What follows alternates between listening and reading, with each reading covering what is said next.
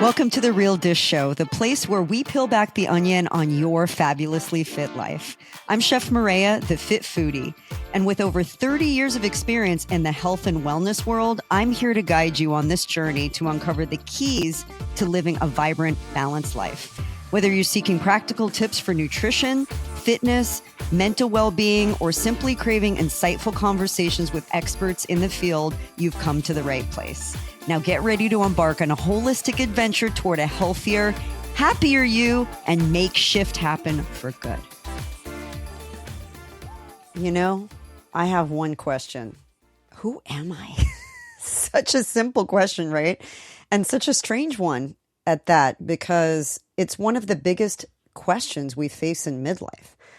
Because somewhere along the way, life changes. Oftentimes changes multiple times.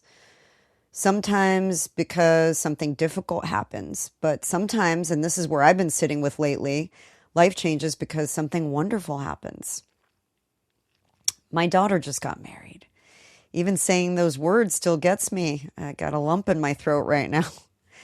My daughter got married. And this is something we hoped for and we prayed for and we celebrated.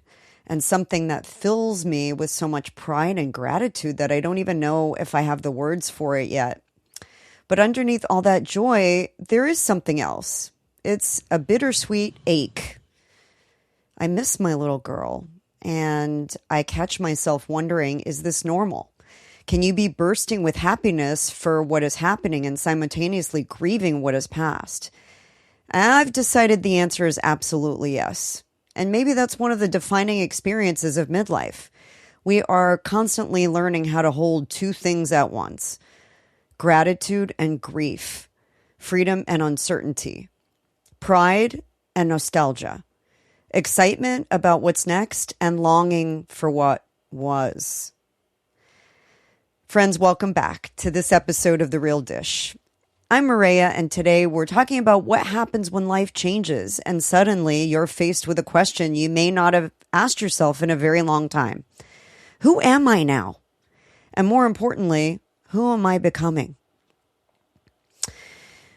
So there were moments surrounding my daughter's wedding where I would look at her and see two people at the same time.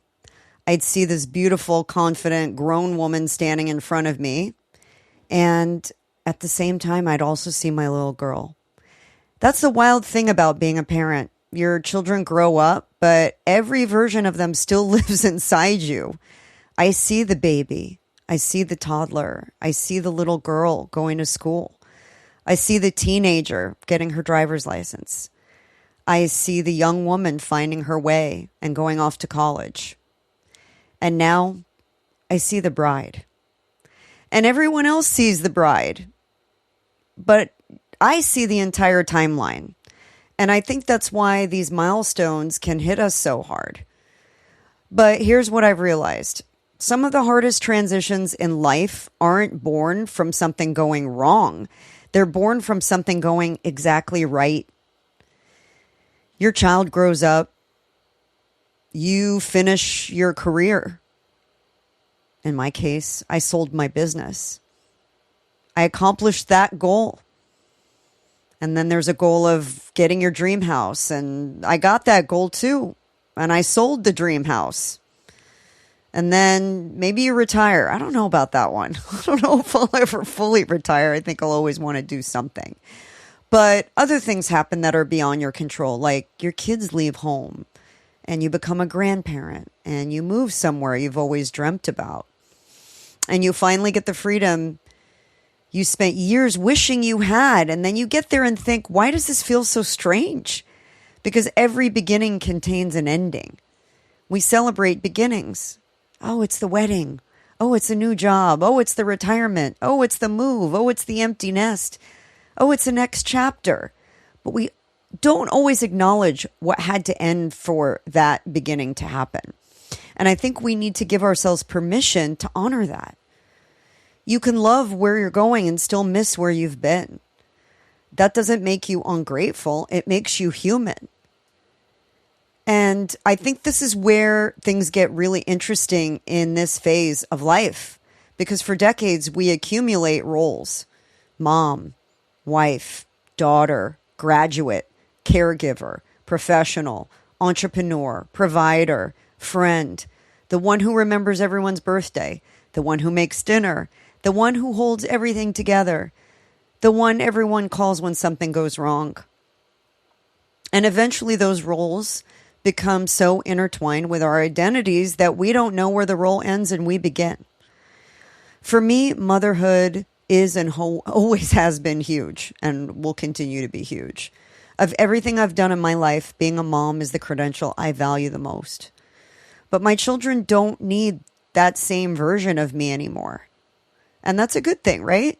That's the goal, right? I mean, we raise them so they can eventually build lives of their own. And those lives are ones of hopefully well-adjusted human beings. But nobody really prepares you for how that success can feel. Because for decades, so much of your purpose is tied to being needed.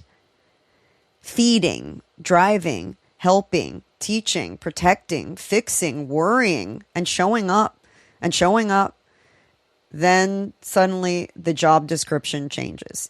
You're still mom, but you're mothering differently. And it leaves this space. If I'm being honest, it feels a little empty. If I'm not needed in the same way anymore, where does all of that energy go? Maybe your version isn't motherhood. Maybe you've spent 30 years climbing a career ladder and suddenly you're wondering whether you even want to be on that ladder 30 feet high anymore. Maybe you've been taking care of aging parents, or maybe your relationship changed. Maybe you moved. Maybe your body changed. Maybe you got a divorce. Maybe you've accomplished the thing you thought would finally make you feel fulfilled, or maybe nothing dramatic has happened at all. You simply just woke up one morning and thought, is this still the life I want? And then comes the question, who am I without that role that has defined me? I think we've been conditioned to call so much of this a midlife crisis. I don't love that term because crisis implies something has gone terribly wrong. And what if nothing is wrong? What if you're just simply evolving? And maybe midlife isn't a crisis. Maybe it's a crossing. Maybe you're standing between who you've been and who you're becoming. And that old version of you is familiar, so you want to cling to it because new is scary. And that next version isn't fully formed yet. And that can be incredibly uncomfortable. I think it's our nature to want answers. For us type A's, we want a plan. We want to know what the next 10 years are going to look like. We want to put something in the Instagram bio and say, there, that's who I am now. That's my credential. That's what makes me an expert. But maybe we don't need to know yet. And maybe the in-between isn't something to fix. Maybe it's somewhere we're supposed to spend a little time. That's what I'm going through in this season. I'm really trying to take a step back because I am such a type A. And for years and years and years, every waking moment was filled. I felt accomplished if 14 to 16 hours of the day were filled with things that I did. And then I woke up one day, felt like one day, and I just asked myself, but where is the life that you've been living? Why is it that you woke up and 20 years just feels like a blink? Here's what we tend to do when space opens up. We fill it immediately. New project, new goal, new job, new hobby, more commitments, more responsibilities, more stuff. Anything so we don't have to sit with the discomfort of not knowing what's next. But I've been thinking about the difference between emptiness and space. Emptiness says something is missing, and space says something new can fit here. That is a completely different way of looking at midlife. What if it's not an empty nest? What if it's an open door? What if retirement isn't becoming irrelevant? What if it's finally having agency over your time? What if changing careers isn't starting over? What if you're starting with decades of experience? What if your body changing isn't an invitation to punish it or shrink it? What if it's asking you to learn how to care for yourself differently? I think that is so massive. And it's called reframing. It's foundational in our growth, because if we don't reframe, I think we can often feel like we are regressing. At least that's what society would like us to believe. If we don't reframe, then all those things that we built in our early years become irrelevant. And that's a problem. It shouldn't be a problem. So maybe the question really isn't, what did I lose, but what is the season making room for? I've always thought that curiosity can be a compass. And this is where I think we put way too much pressure on ourselves. We think we have to discover our new purpose, the capital P. And that's a lot. What if instead we just followed curiosity? And this is why this season has opened up so much for me in terms of wanting to travel, wanting to learn a new instrument, wanting to experience creativity again. So if we follow curiosity and uncover the things that ignite us, that make us feel joyful, that might mean booking the trip. And it might just mean doing it solo, like I've talked about in previous episodes. Don't wait for other people. Do it, and do it scared. You know, maybe it's taking the class. I recently started, like in January, started taking tabla classes. Tabla is a Mediterranean drum, and I've wanted to take classes forever. And one day I opened up the community guide for classes and miraculously found somebody teaches this very obscure Mediterranean drum. And I've been taking classes ever since, and it has unlocked a new character for me. I did the same thing with ukulele years ago. I have done the same thing with immersive Spanish, where I'm going to be taking an immersive Spanish course with a bunch of young kids. Why not? I've always wanted to be fluent in Spanish. I speak other languages fluently. Now is the time for Spanish. Whatever it is for you, whatever lights you up, take the class, try the hobby. Maybe start writing or lifting heavier, or going to dinner alone, or calling someone you haven't spoken to in years, or making a new friend, or applying for the thing, or starting the business, or volunteering, or walking a trail that you've never done, or booking a ticket to an event. Just say yes to something that scares you a little, and say no to something you've completely outgrown. Sometimes that can hurt even more, because we tend to cling to the things that make us feel comfortable because we just know them. But not every one of those things is going to become your new purpose. Remind yourself of what makes you feel alive.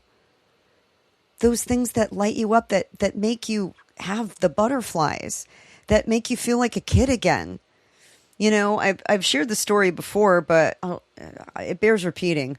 My son bought me the coolest Mother's Day gift. It was a scooter, not an electric scooter, just a manual scooter. And I was so happy to get that scooter. I've been riding around with him. I ride on my own. And people always laugh. I'm just saying, I think they smile. But, you know, I always get a little chuckle and like, hey, good job. Because it's so unexpected. It's so like, what are you doing riding a scooter in your 50s? But I love it. It's great exercise and it makes me feel joyful. And I love bombing down a hill.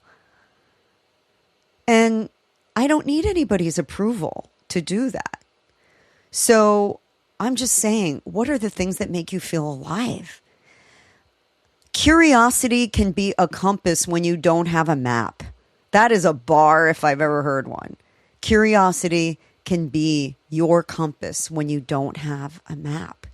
And maybe that's exactly why we need to cling to curiosity more in this phase of transition. Mind you, our next chapter is also an example. And my daughter's wedding made me think about something else. Because for so many years, our children watch us raise them. And then one day they're watching us live. And that's a very different responsibility. I don't want my children to believe the best part of my life ended when they grew up. I don't want them to feel responsible for keeping me happy or giving my life meaning. I'm really trying not to put that kind of pressure on them.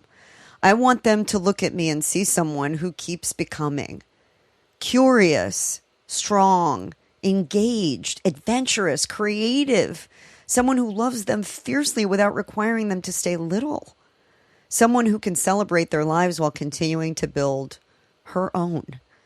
And even if you don't have children, think about the people around you. What are we showing them about aging? That getting older means becoming smaller? Less visible, less adventurous, less ambitious, less relevant? Absolutely not. I cannot afford to shrink in midlife. I just want to tell you I'm 5 feet tall. And if I shrink more, literally and figuratively, no.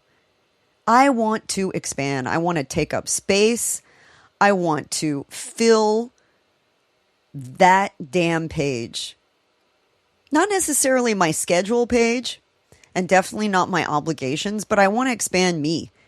I want to expand my experiences and my relationships and my understanding of the world and my strength and my purpose. Man, I want to shout that from the rooftops. I want my capacity for joy to just continue to expand. How about you? So I wanted to do a little real dish audit together. So grab a journal or open the notes app on your phone or just sit quietly with these questions. Let's do this together. And I want to ask you these. Let's do this audit. What is changing in my life right now? That's question number one. What is changing in my life right now? Notice I didn't ask what's wrong or how come. I just asked what's changing. So take a second to write that down. And write down the question so you can come back to it if you've got something to write with or you're putting in your notes. Just the question is, what is changing in my life right now? The second question is, what am I grieving even if the change is good? What am I grieving even if the change is good? I want you to name it. You don't have to fix it. You don't have to justify it. I just want you to acknowledge it. That it is okay to grieve and it doesn't have to be something bad. It just means that something is not the same. The third question is, what role have I allowed to define too much of who I am? And again, these can be good things. That role could be mom. Maybe you dedicated your whole life to your kids and now you don't know what to do with yourself anymore. Or maybe you did the same thing as a wife. Or the guys out there, maybe as a husband or as a boss or as a caregiver or a daughter or a son. What role have you given? For a lot of you type A's, I know it's as an employee. Or it's as a business owner. But if you've given a disproportionately, amount of time to one thing, define it. What is it that you've given too much time to? The next question, this is number 4, and I love this one, is if nobody needed anything from me today, what would I be curious about? What would I be curious about? Like, what do I want to know? I am reading a book about Cleopatra right now, and I am so intrigued with this woman that history is completely misunderstood and misrepresented. They've made her out to be some weird, sex-starved vixen that just seduced world leaders and had kids with them and tried and was money hungry and power hungry. And let me tell you something. Cleopatra didn't need nobody's money. She was very, very well funded and savvy and smart and one of the best leaders and the last pharaoh of Egypt. And I love this. I love learning the real story about her. But this is just curiosity.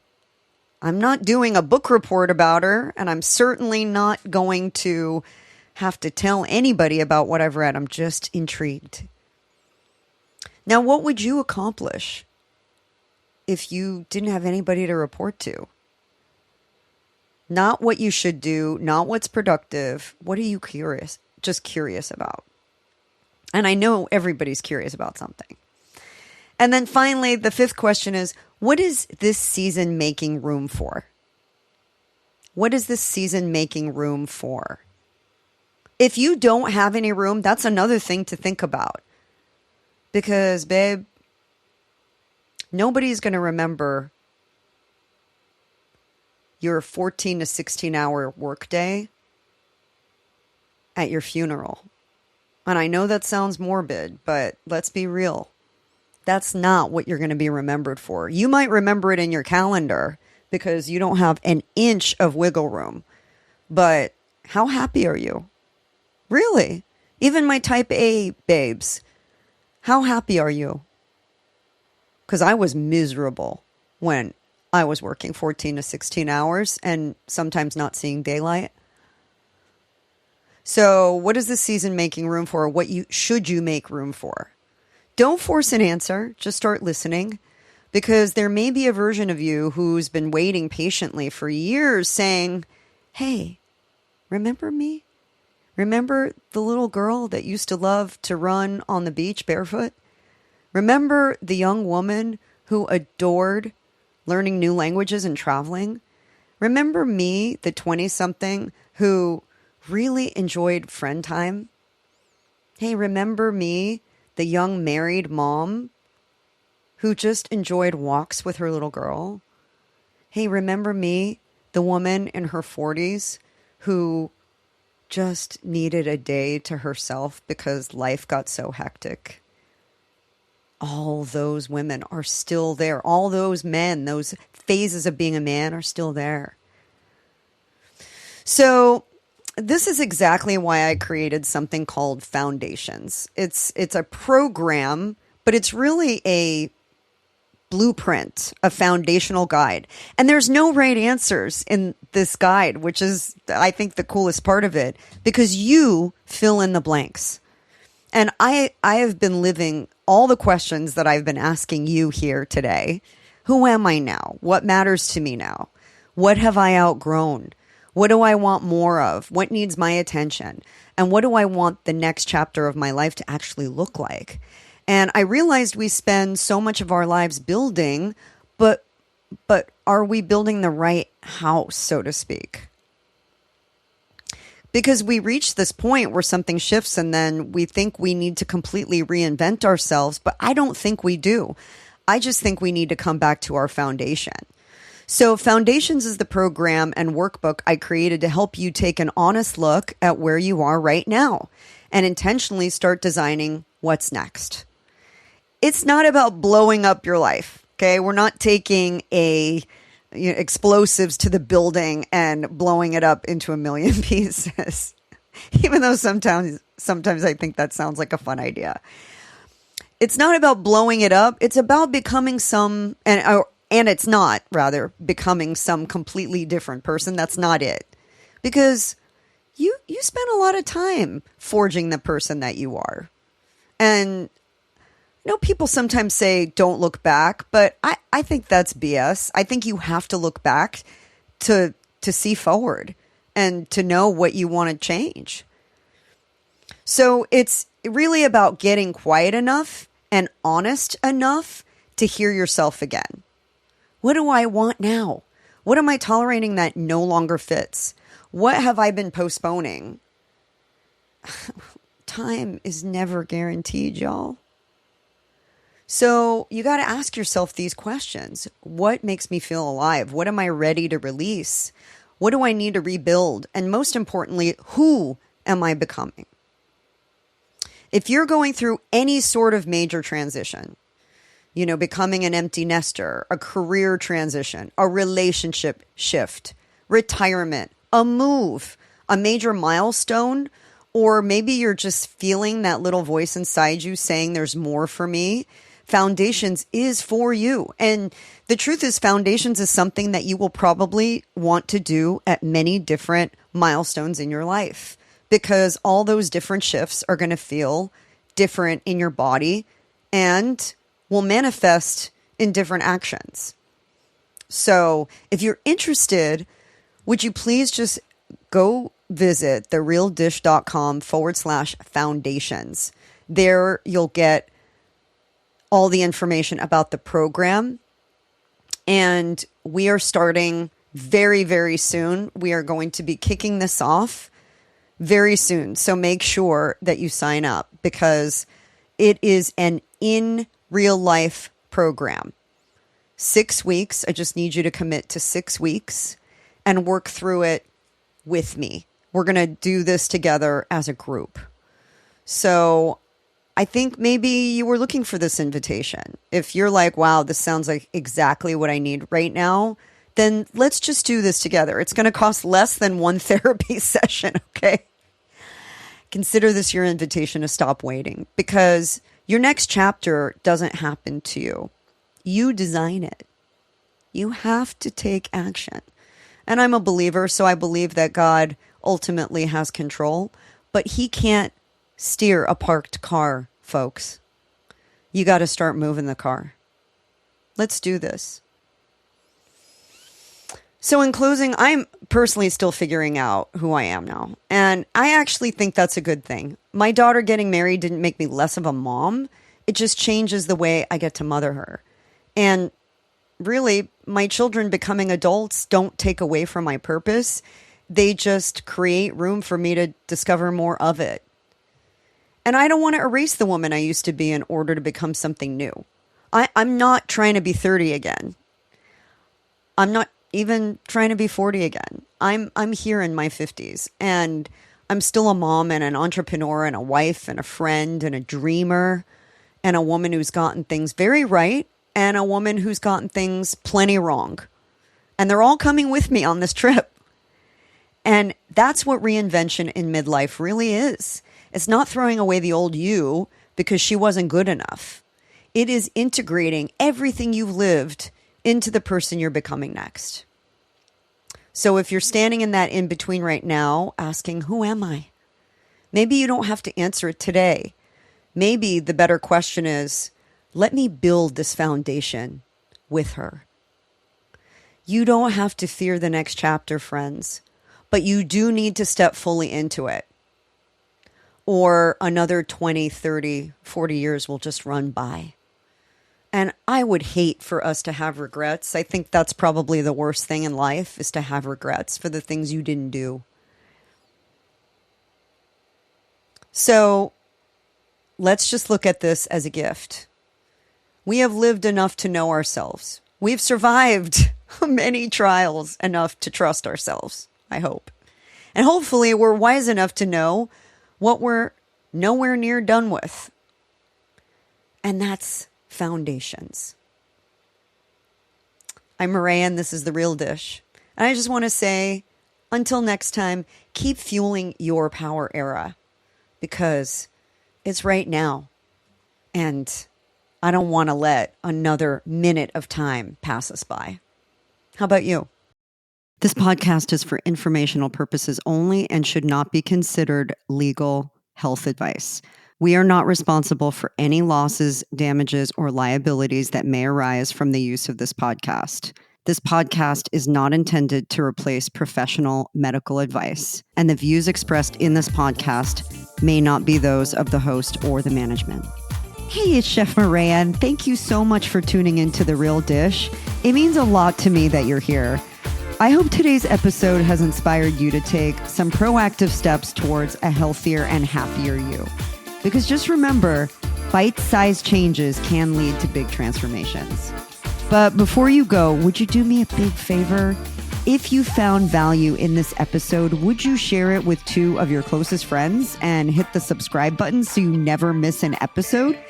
And if you really want to make this girl's day, would you leave a 5-star review? I do hear an angel gets its wings every time you do that. But really, this helps us spread the message of real life wellness to even more listeners. And everybody could use a healthy portion of that, right? Now, until next time, remember, you are the chef of your own kitchen.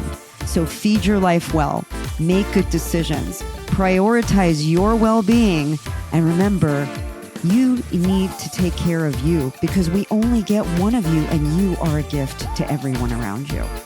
So until next week, this is Chef Maria signing off. And just remember, we're here to cook up a good time every single week. We'll see you soon.